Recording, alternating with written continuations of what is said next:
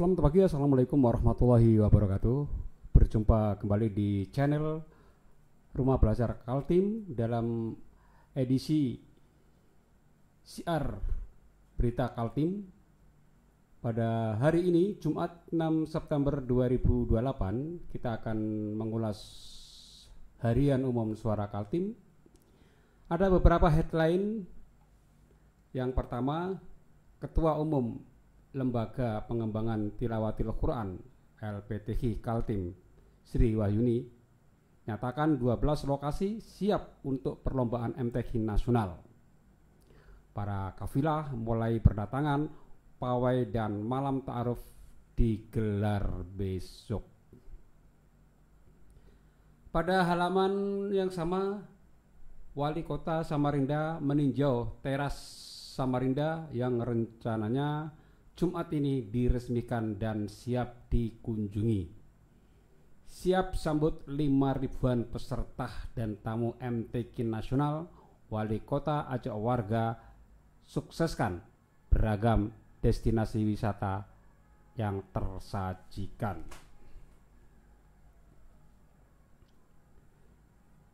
Masih di halaman pertama, Disdukcapil Samarinda raih penghargaan di peringatan Hari Anak Nasional. Kita lanjut ke halaman kedua. Wujudkan Samarinda Kota Berketahanan Iklim. Baperida gelar FGD Forum Group Discussion berdamai dengan air. Pemerintah Kota Samarinda melalui Badan Perencanaan Pembangunan Riset dan Inovasi Daerah Baperinda menggelar FGD Forum Group Discussion dengan tema berdamai dengan air menuju kota berketahanan iklim di Hotel Mercure Samarinda Kamis 5 September kemarin. Masih di halaman kedua, Telkomsel rayakan Hari Pelanggan Nasional 2024 dengan layanan istimewa bagi pelanggan setia. Kita lanjut ke halaman 3, bagian kolom birokrat dan politik.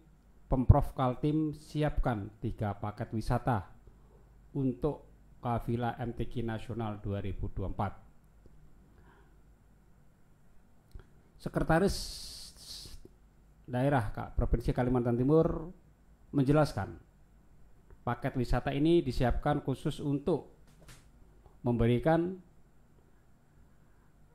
pengalaman yang tak terlupakan bagi para peserta sekaligus memperkenalkan keindahan kekayaan Kalimantan Timur. 3 paket wisata tersebut adalah wisata susur Sungai Mahakam, wisata sejarah Museum Mula Warman, dan Desa Pampang, kata Sri Wahyuni. Di halaman yang sama ada 70 unit usaha produk hewan di Kaltim miliki nomor kontrol veteriner.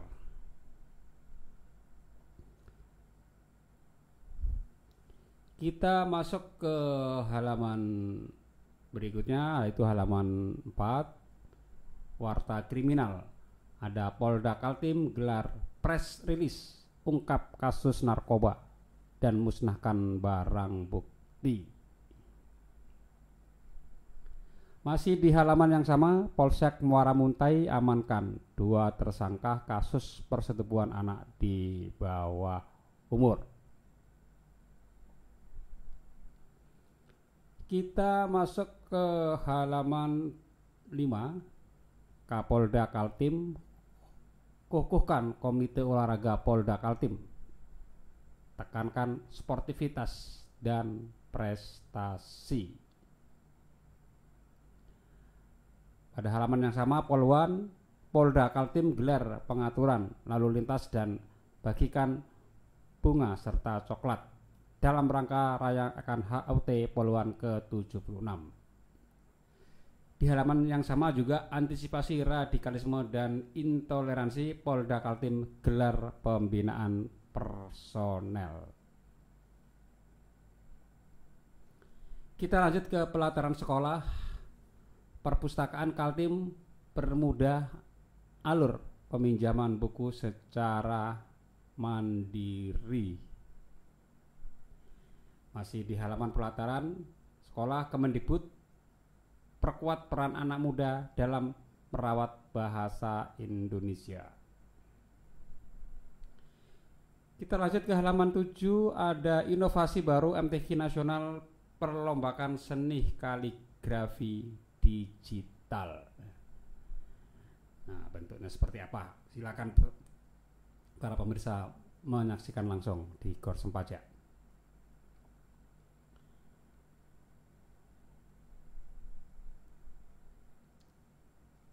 Pada halaman berikutnya, kolom Kabupaten Berau, Abut Basar merupakan warisan budaya.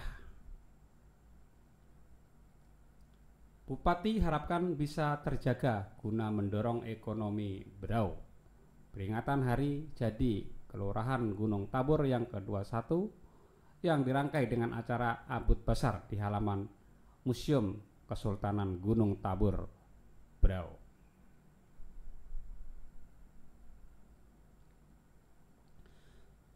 Masih dari Kabupaten Berau, tanggung jawab penuh dari Pemda terhadap fasilitas pasar SAD. Bupati Berau Sri Junior Sih Mas menegaskan bahwa pemerintah Kabupaten Pemkot Berau memiliki tanggung jawab penuh atas pengelolaan fasilitas pasar Sanggam Aji Dalayas atau disingkat dengan SAD. Masih di halaman Kabupaten Berau, hilirisasi produk perikanan terus didorong agar ekspor ada peningkatan nilai tambah. Masuk ke halaman 10, Bawaslu Kaltim identifikasi 5 poin kerawanan pencalonan pilkada. Masih di halaman yang sama, pemerintah beri insentif untuk daerah yang sukses turunkan stunting. Masuk ke halaman 11, dari Kabupaten Kutai Kartanegara, Pemkat Kutai Kartanegara berhasil turunkan stunting berkat inovasi. Dalif Haryoto, Asisten 3 Bidang Administrasi dan Umum Sekretaris Kabupaten Kartanegara saat memberikan pengarahan.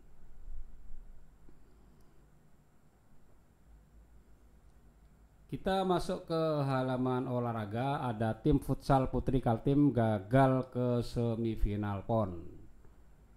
Demikian juga angkat besi, Eko Yuli masih dikdaya pada kelas 67 kg putra.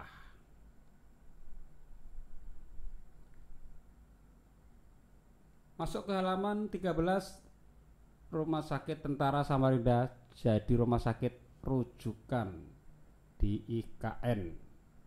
Rumah Sakit Angkatan Darat Samarinda, Kalimantan Timur yang sering dikenal dengan Rumah Sakit Tentara merupakan salah satu rumah sakit penyangga sekaligus menjadi rumah sakit rujukan bagi ibu kota Nusantara.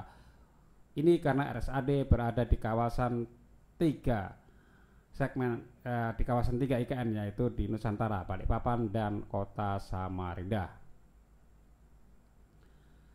Pertamina Patra Niaga berikan apresiasi dan penawaran spesial di Hari Pelanggan Nasional. Dalam rangka Hari Pelanggan Nasional 2024, Pertamina Patra Niaga memberikan berbagai penawaran spesial menyapa pelanggan setiap pengguna Pertamina di SPBU Patakan dan SPBU MT Haryono Kota Balikpapan. Masuk di kolom ekonomi bisnis, ada DSN Group konsisten penuhi hak karyawan sesuai aturan. DSN Group perusahaan kelapa sawit nasional yang beroperasi di Muara Wahau terus berkomitmen untuk memenuhi hak-hak para karyawan sesuai aturan yang berlaku. Selain memastikan kesejahteraan para karyawan, DSN Group juga konsisten memberikan jaminan kesehatan serta perlindungan sosial ekonomi. Kita lanjut ke halaman 16. Revitalisasi TPI Kota Bangun yang sepi aktivitas. Dinas Kelautan dan Perikanan DKP Kabupaten Kutai Kartanegara sedang berupaya memaksimalkan untuk menghidupkan kembali tempat pelelangan ikan TPI di Kecamatan Kota Bangun yang saat ini minim aktivitas. Sepinya transaksi jual beli ikan di TPI tersebut menjadi perhatian utama Kabupaten Kukar. Masih dari Kukar, gelontorkan 62,6 miliar untuk tingkatkan kesejahteraan nelayan. Dan juga Kukar hadirkan 2 tempat pelelangan ikan baru untuk tingkatkan kesejahteraan nelayan. Demikian ulasan berita singkat dari Suara Kaltim edisi hari ini, Jumat 6 September 2024. Untuk berita secara detail silakan berlangganan di Harian Umum Suara Kaltim. Saya M. Yahya selaku host pada hari ini mengucapkan selamat pagi. Assalamualaikum warahmatullahi wabarakatuh.